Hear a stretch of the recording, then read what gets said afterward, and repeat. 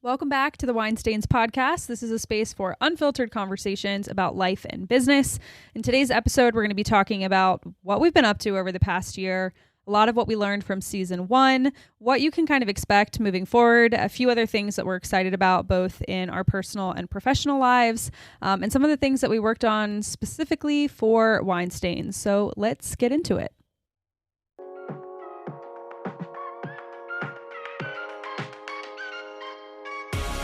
Hello and welcome to the Wine Stains podcast. I'm Caitlin. And I'm Connor. Collectively, we're known as The Parkers. We're husband and wife, business owners, and multi-passionate people here to discuss life, travel, entrepreneurship, and the beauty of wine stains. So sit back, relax, and enjoy this week's episode of Wine Stains. Welcome back to season 2. We are so excited to be picking the microphones back up again, I guess you could say, and finally just sharing and getting back into the rhythm and the flow of recording. And I act like we've been doing this for forever, but it was a season of 5 episodes or so at this point. But this is officially season 2. We are kicking things off almost a year later, which is crazy to think about that that's the last time that we did this. But I guess you could just say life happened, and once we got home from our road trip, we kind of poured ourselves straight back into work. Yeah. After the road trip, I mean, I don't even know that was July that the road trip was? July, and then we went straight to the family vacation in Hatteras. And then we got back and we're just Well, for Copy Uncorked, we were kind of working on a mini brand refresh. We were kind of unifying a lot of our branding. I hired my full-time employee, and you were in and out of office space as the pandemic situation was kind of calming, but still very much happening. And yeah, I think we got busy. And I think we also realized how time consuming it is to record a podcast. Yeah, and a lot goes into it, in terms of having to map it out, finding the time, all the technology, recording, editing. And I was also doing my other podcast, Retirement Launchpad Radio, that really took more of my time because I was also videoing that, having to, learn how to edit everything in Premiere Pro myself on top of running appointments and going late into the evening with other marketing channels. And at that time, I was actually still riding solo, so I hadn't hired any help yet. So I think both of our calendars just got overwhelmed. And by the time it seemed like every time we were like, all right, let's go record an episode of Wine Stains, we took a look at how much was involved in setting everything up. And I think we were like, oh, no, we're good. But as as time has gone by, we've really decided in our hearts, this is something that we really want to do. We really want to have a place for, we said in the beginning, unfiltered conversations about life and business through our lens and our viewpoint of everything that's going on in the world. And not that we think we are experts in any field, but we've been doing business for quite some time now, and running our own shops, if you will, that I think we're finally at a place to be able to start to download more of that into our audience, and hopefully the people that are listening to this, we're able to encourage them along the way, whether they're in business for themselves or are an employee somewhere who has ownership, or maybe that's a whole nother. I don't want to jump the gun there. That's a whole nother podcast episode within itself. But we're at a good place now. I finally got some help in terms of hiring some staff here and moved into a more permanent office location. When COVID hit, my business, Parker Financial Group, went virtual, or we tried to go virtual. And Caitlin, of course, runs Copy Uncorked out of our house. And I think we learned quite quickly that virtual was not the setup, working from home was not the setup for me. Even though I'm sure Caitlin loved having me around, I cannot focus to save my life at the house. So then I tried to do a hybrid model where I would have an office, in a part of town, and if people wanted to meet with me in person, then I'd go meet with them there. And then I tried to do a Zoom thing, but then the back and forth, I'd have a meeting at 9 a.m. in the morning, and then might not have another one until 5. But then you're renting conference room usage by the hour. So then it's like, well, what the heck do you do? Like, you drive 30 minutes back home. So it put us in a lot of limbo for sure. Yeah, it was one of those things where, and over the years, he's accumulated a lot of equipment and furniture and things that he's needed for running his business. And each time he moved in and out of an office space, then it was like in our house. Caitlin, load up the car. Yeah, so it was like we were constantly moving stuff around. All of the 2 spare bedrooms in our house were just like not really serving a purpose other than storage. And I think just trying to think about something like recording a podcast just started to be pretty overwhelming. But we are officially now doing it out of Connor's new office space. All that to say, we finally signed a multi-year lease at an office here in town that happens to be 5 minutes from our house, and it's very, very convenient. So having a dedicated spot where we can just sort of plug and play and also I've gotten much better at technology and setting up podcasts and all that fun stuff. So it's definitely more plug and play. So we hope to be as consistent as we can with this, and hope to provide as much value to those that listen as possible, which is why we're being more intentional about actually having one of Caitlin's favorite things in the world, a Google Doc, not to get rid of like the unfiltered conversations idea. Like it was fun that we would just sit down and kind of unfiltered conversations about the what's it called? The planned topics. Yeah, unfiltered conversation. Yeah, we're gonna plan out the topics and then it will be unfiltered. Yeah, and some of that is just because when you're on the podcast app and you're like looking at, do I want to hit play on this episode, and like we have to title a podcast episode something, but then when you are listening to just an hour's worth of content that we maybe talk about what the title speaks to for like 5 minutes, which is I think we need to pause and say thank you to those that listen to those episodes, because like looking back on them or listening back on them, I'm just like, it was fun, it was new, we were both at the time drinking, and it was late at night after a long day at work, and so it really was just almost like like our personal conversations with the microphone put on, and it was just all over the place. And there's still going to be an element of that, but again, we're trying to be more intentional in planning these things out, hitting on certain topics, and then having that followed up with written content. And I guess that kind of plays into the sort of rebranding that we did with Wine Stains as well. Yeah, so I think really what we're kind of talking about right now is like what we've learned from season 1. So the first thing was like the necessity for a physical space, or just like making it easier to just sit down, making there less friction to actually get in the flow of recording. And then the second one was for sure being more intentional with episodes, making them a little bit shorter so that they're fun to quickly listen to and you're not like getting lost. And if you did glean something from an episode, you're like, I have no idea which episode it was in or how to go back and find it. So that was another thing. Third thing, what did you just say before you spoke to something?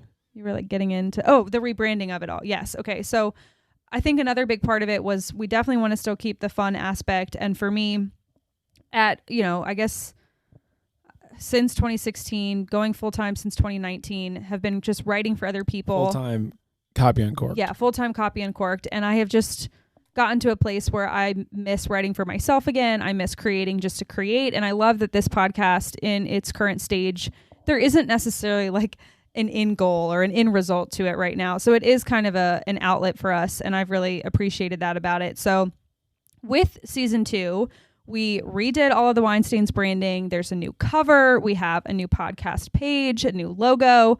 I worked with a designer named Angela from Saffron Avenue, who I've just followed for years now, and totally respect her work. And she shared about something that I just loved and was like, this is perfect for my personal blog and for Wine Stains. So we worked together, and I'm so happy with how it like looks and all came together. And it really re-inspired and re-energized me to be like, okay, let's get back into the flow of doing this. So if you haven't seen it, you can go to winestainspod.com. That page will stay up to date with, latest episodes. It's also, you can visit CaitlinHParker.com, where everything Wine Stains is linked from that website. That website is all brand new. All the branding goes together. So yeah, Connor, anything you have to add to any of that? Well, I'm a big fan of the rebrand. Caitlin definitely put a lot of time and energy into it, and it definitely looks well, we joke about it, man. Like we look really good online. Like we look like we have been doing this longer. Like we know more than we do about it. Look super professional online. So check it out. We'll be updating it as much as we can. And other than that, I really didn't do much with the rebranding. So I just kudos to Kate and Saffron Avenue. Yeah, I think that's been another lesson is like we hinted at a little bit of just the time consuming nature of it. And Connor spends so much time on the sound and equipment and editing. And my job has kind of been, I guess, the quote unquote marketing of it, or just even the awareness of it, like just what it is and letting people know it exists kind of thing. So yeah, we feel great about all of that. Any other lessons that you would add to season 1 before we talk about what else we've been up to?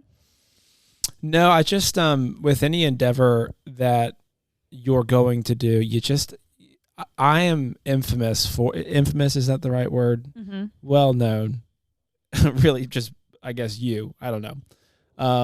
Well known for having the mindset of like the ready, fire, aim.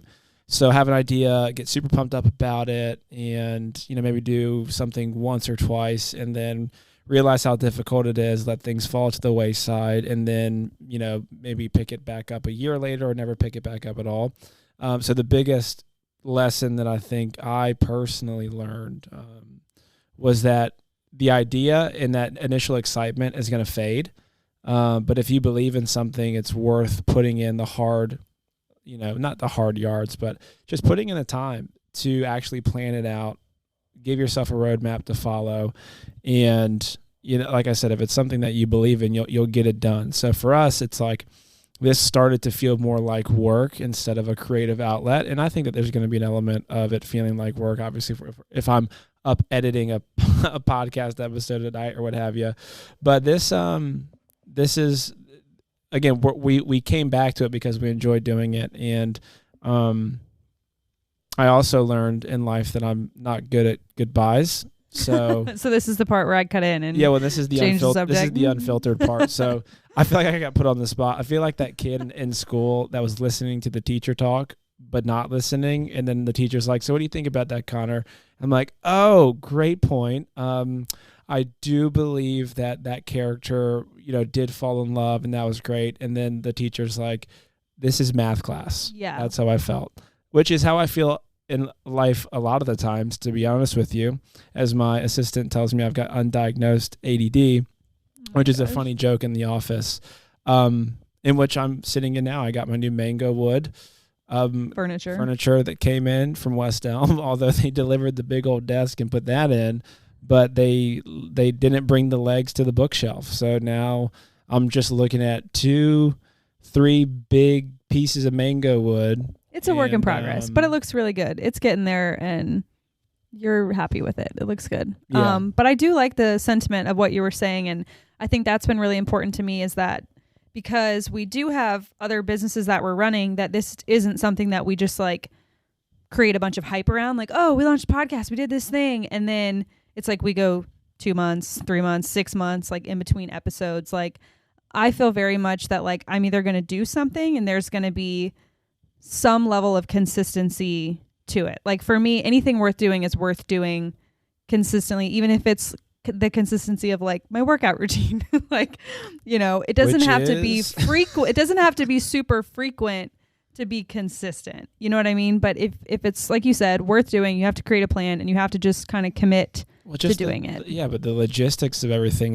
it can be a nightmare. And like with so many tools, like productivity hacks and apps and this and that, I just like, and I'm a sucker too. Like I go on YouTube and watch all these productivity things or whatever, and I get super stoked on an app, and I buy it. Like there's an app called like Things 3 that was like $20, and like I have not used it maybe more than 5 times. And I thought that was going to be the secret to getting ish done. But what I've quickly learned, the secret to getting ish done is just getting ish done. And especially with the podcasting and this whole creative, because really the crazy thing is over the past several years with all social media and really TikTok, it's like everyone's a creator now.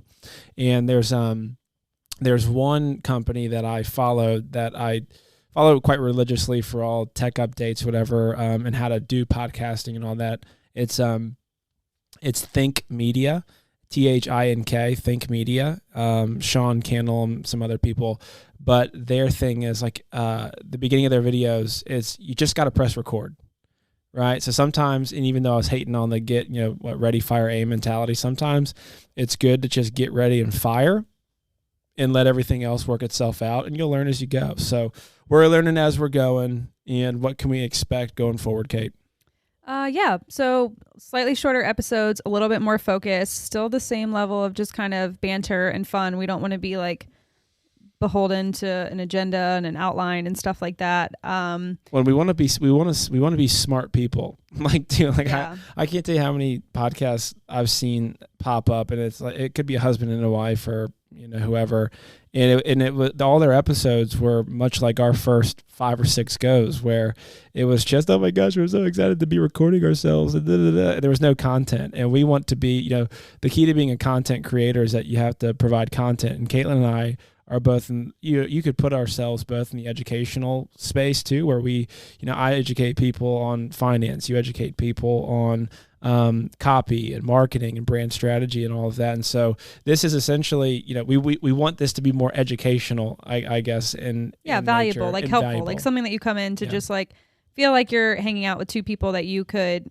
go grab a bite to eat with or grab a drink with and have a good time with, but also that you're like, hey, that was helpful, or that made me feel more seen, or I hadn't heard of that resource before, or and we don't want to waste people's time.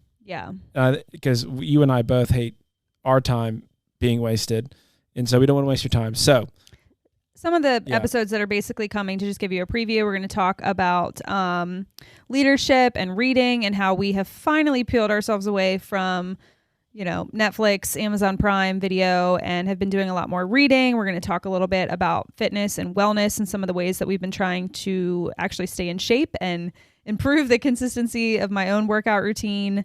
We're going to talk about just some ways of like monetizing your interests or your talents. If, let's say, you're currently still with a corporate company and you're trying to figure out like, hey, how can I tap a little bit more into the creative world? We're going to talk about just like home design and decor, and we are not doing any current major renovations, but hopefully at some point in the future we will be. We're going to talk about travel. We have so many topics lined up. Yeah. So you're going to get a really good mix. That's why we say life and business, because they're so interconnected and integrated. So we're going to be overlapping. But one other big change, because this is usually about the part of the episode where we share the wine that we've been drinking. But I'll let you share this one. It's like a admittance.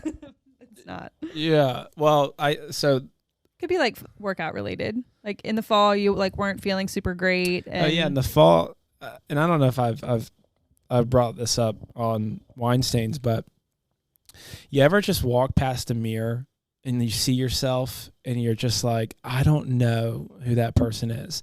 Or like you catch yourself at a bad angle and then you stop and then you try to fix the angle so maybe you look better, but then you just end up looking worse. And you're just like, oh, and then you walk into a room full of people and that's all you're thinking about. Happened. So anyways, that happened to me, I think in the early November. So up until then, in my journey with alcohol is kind of interesting, and it's you said he basically the past 8 months, how long has it been now? 8 months that you haven't had a drink. Oh, so you just like randomly said alcohol. I'm like, oh well, because I didn't know where I was going to go with that, because it's more of a story. Like I didn't just it's. And by the way, it's not like I had a problem. It's not, well, and it's so funny because it's like, oh, he says he didn't have a problem. The first thing. The people that have a problem, what they say is they have a problem. No, I just wasn't feeling great. I was, I didn't like waking up hungover, and I was 35, 40 pounds heavier than I wanted to be. And the week before Thanksgiving, I was like, you know what? I'm just going to pause and not drink until Thanksgiving. And then Thanksgiving hit, and I was like, no, I don't want to drink. And so I've kept it up since the week before Thanksgiving, and not having not drinking alcohol, which is hilarious. Not hilarious, but with that being said, we debated like, well, should we change wine stains now because you're not drinking? And I was like, absolutely not, because I guess you have to go back to our first episode to even figure out why it's called Wine Stains, but this is just the journey that I'm on with alcohol. Caitlin's still drinking enough for the both of us. No. So since then I've lost, 30, probably 30, a little over 30 pounds. I feel much better. And it's just really supported you in a season where you have been really busy. You've been like, I know people hate the word hustle and grind, but like I hate the word hustle and grind. But you've been putting in the hours, I should say. You've been working hard. You've been doing a lot of the right things, and that's worked out well for you to be coming home, making tea or having water, going to bed and waking up feeling good. What a novel concept that you can actually, which is a funny thing, because we were also just in Target. Speaking of a novel concept for Caitlin and I, we went into Target and came out and didn't buy anything. Yeah, that never happens. But it's been a really good thing. It's been a good thing for like just both of us. Connor's felt good, which is just translated to us getting along really. It's been a very nurturing. It's been a good season. But I think it's obviously an individual choice within everything, but understanding your personal relationship with alcohol, especially in today's day and age where alcohol is everywhere. And obviously in that list of substances is growing, but alcohol for me, it's just been one of those things. I got alcohol poisoning when I was 16, and then from 16, after I became a Christian, to 22, I didn't drink, and then 22, I had a beer, and then alcohol then became a part of my, more a part of my life than it ever has been. But as an adult, legal age, and then so from 22 to 29. Yeah, I mean, I drank. It was part of my, I don't know, my. I was gonna say every day. I definitely wasn't drinking every day, but it was just part of my social calendar, and we, had a pretty social calendar. It's part of my lifestyle. So it's been 8 months. I don't know that I will. At this point, I've got no plans on picking back up. I feel more me. And at the end of the day, we're all trying to do things that make us feel more like our best selves. And I feel like I'm my best self when I'm not drinking alcohol. Just like you said, and you've experienced it, I'm a pretty tightly wound dude as it is, but if you throw alcohol into the mix, it's just you turn into a different person, right? And it's understanding your limits. It's understanding ultimately where you want to go. And and with anything. For me, I had this vision of what I wanted to do with business, and really the latter part of last year and into this year. And I knew that was going to involve me running 1,000,000 miles a minute, putting in really long hours. And I could not do that if I had anything weighing me down. And the biggest thing, or one of the biggest things that I cut out, was the use of alcohol.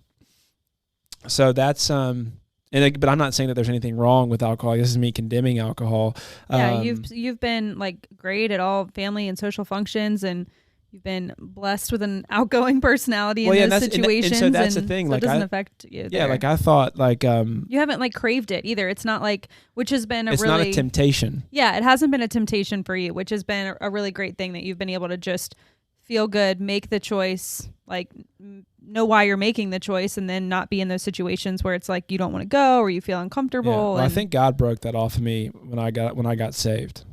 Alcohol is like not a temptation where if I go out, I'm like, oh, I gotta have a drink, or like I'm afraid it's like gonna be this like relapse thing where I'm gonna have a sip, where I'd never, again, I was not an alcoholic.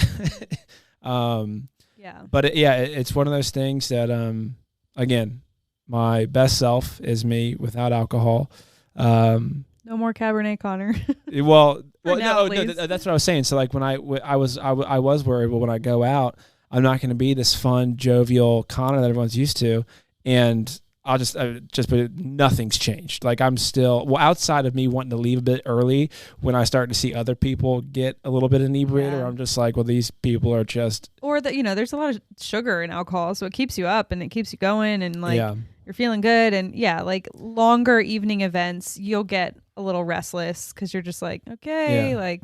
But now I'm turning more into caffeinated Connor, not Cabernet Connor. Yeah, well, that's always been a thing. Yeah, so I've been drinking a butt ton of iced tea, which I didn't know had caffeine in it for quite a while until I wasn't going to bed, and then I told you how much iced tea I was drinking. And then you switched to club soda and pineapple. Oh yeah, so if you're looking, to keep things a little fun, keep things a little spicy, still feel like you're partaking. Because really what we talked about is when people go out, it's not so much it's an alcohol, but people just want to have something to drink. Like something in your hand. Something to hold, something to sip on. Standing there, yeah. And so my new thing is club soda with pineapple. And a lime. No. No lime? Sometimes they put a lime in it, and I think, oh, that's fun. But in order that, pineapple, club soda, and pineapple. And it's so funny because I feel like I get eyes every time I order it from the bartender. And they're like, they're just like, did he say vodka? Did he say vodka soda with pineapple? And then they're just like, I guess he just wants the club soda. I caught a lady at the wedding on Saturday. I said club soda with pineapple. And all of a sudden, I see her pour like the most amount of vodka in a cup I've ever seen, and she gives it to me, and I was like, club soda, and she goes, and so then she had to remake it. But I'm so if I wasn't watching her pour that, I would have taken the most gigantic sip of vodka really pineapple. But yeah, that's been your going out thing because you started having that when we were on vacation, which we'll come back to talking about our 5-year anniversary vacation. Yeah, give a little stuff. Lowdown on. But you trip. Have been drinking. Oh, recently. So I saw this thing on Instagram, like these athletic brewing. The company's called Athletic Brewing Co. And I think they're based out of San Diego. They make these beers that are less than 0.5% alcohol. And that's the thing where it's like I haven't been drinking, but I would still consider this, like, even though it's got less than 0.5%, it's still technically alcohol. Right. So as of late, I have been enjoying these just because I can do whatever I want, and these taste delicious. And I don't. And you would have to drink like 30 of them to even feel a buzz, I think. But it's a nice alternative to water and tea. And it's because I love flavor. Yeah. And and I've also been doing a lot more exercise and trying to be more consistent with CrossFit, and especially here in the summertime in Virginia Beach, it's been so hot out. So after like a cool workout after work, doing the CrossFit stuff, coming back home and seeing these brews, I don't know, it's just different. But it's less than 0.5%. So that's Connor's drink of the episode, I should say. I am drinking these.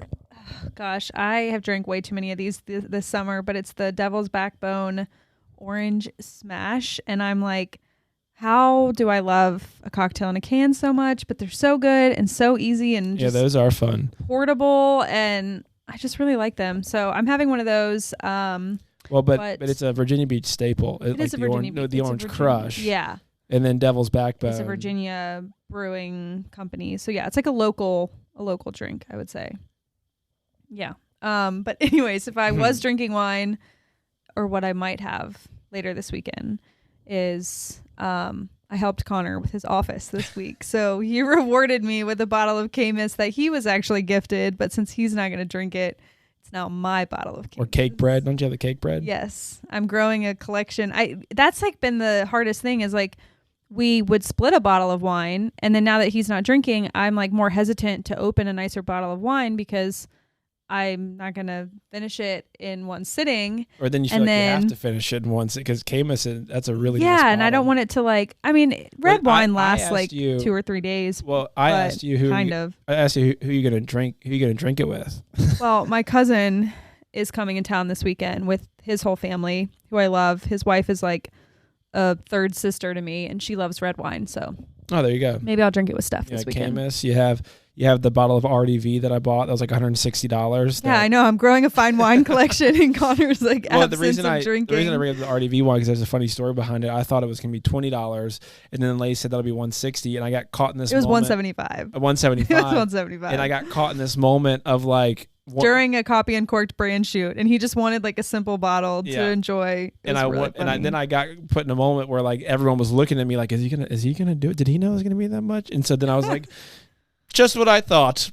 A little bit cheaper than I thought. Well, I didn't say it like that, but I paid for that, and I was like, Kayla, we are not drinking this until something really special happens. Yeah. So at any rate, we are doing what we said we weren't going to do, which is we're going to cut ourselves off. We're going to try to cut ourselves off a little bit.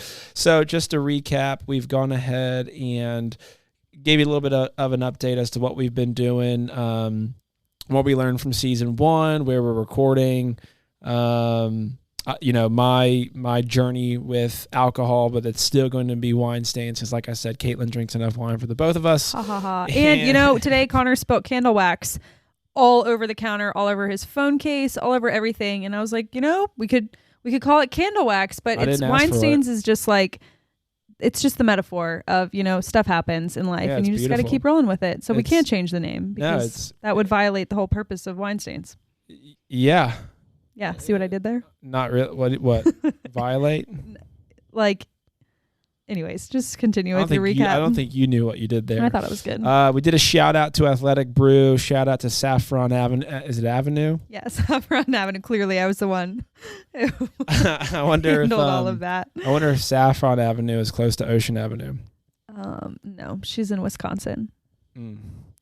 So Athletic Brew, new branding. So winestainspod.com. And one thing that we did not really talk about in season 1 was reviews. And I'm like, that would be great. What? Yeah, reviewing the podcast. I'm like, if you could go into the podcast app, follow along. This is going to be the reviews. Leave us a review. You know what? Speaking of reviews, okay, I'm not going to say it. I'm not going to say it. I filtered that, but that needed to be filtered.